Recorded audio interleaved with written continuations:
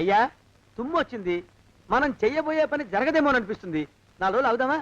వెనక తుమ్ము ముందుకు మంచిది, నోరు మూసుకోబడండు, లేకపోతే అధిక మాసాల వడ్డీ కూడా కడతా. హక్కు పచ్చి వేధవాని నడా.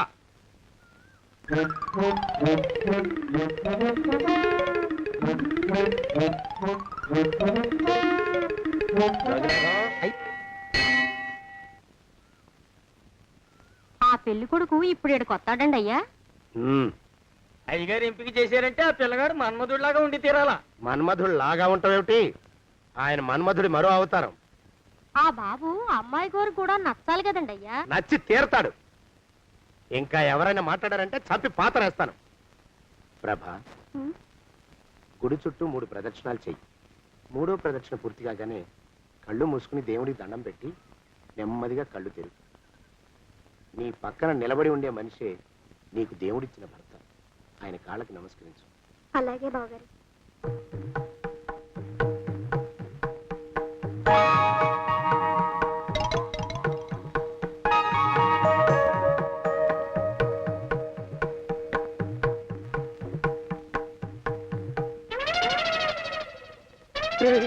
యమునాడు వచ్చేసారా, రండి దాక్కోండి.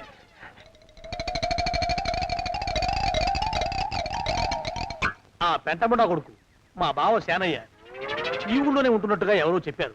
ఆ మాట నిజమై వాడు త్వరలోనే మాకు ఎదురయ్యేలా ఆశీర్వదించు స్వామి. మా అన్నయ్య ఆస్తంతా మా పేరున రాసేసి ఏ కారు ప్రమాదంలోనూ గుట్టుక్కుమనేలా దీవించు స్వామి.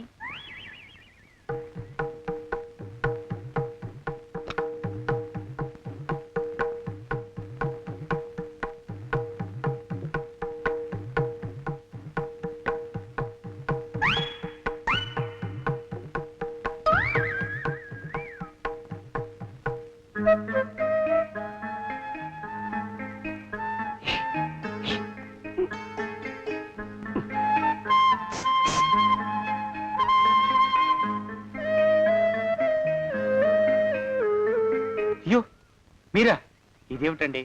కనిపించినప్పుడల్లా ఇలా కాళ్ళకి దండం పెట్టడం బాగుండదు. లేవండి లేవండి లేవండి లేవండి. మా బావగారు దేవుడండి, మిమ్మల్ని పంపించారు.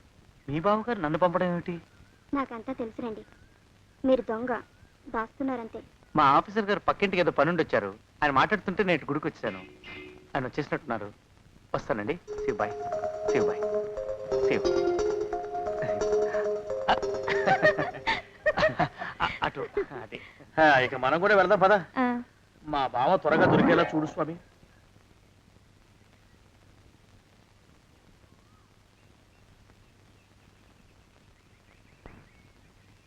ప్రభా, థ్యాంక్స్ బావగారు. దేనికి? వారిని పంపినందుకు. వాడెవడు? ఇది వరకు మన ఇంటికి వచ్చారని చెప్పానే వారే.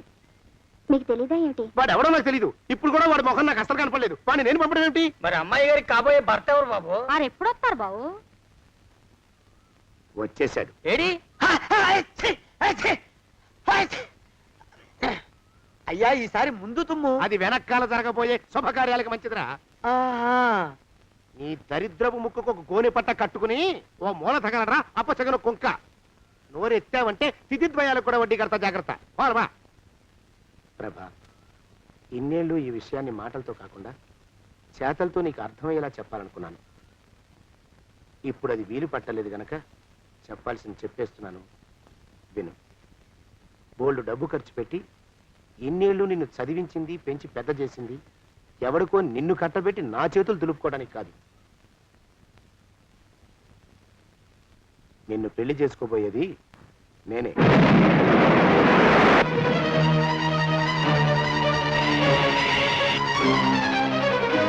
ఇన్నేళ్ళు నా మనసులో ఉన్న కోరికను విప్పి చెప్పిన ఈ గుళ్ళోనే అతి త్వరలో మన పెళ్లి జరిగి తీరుతుంది.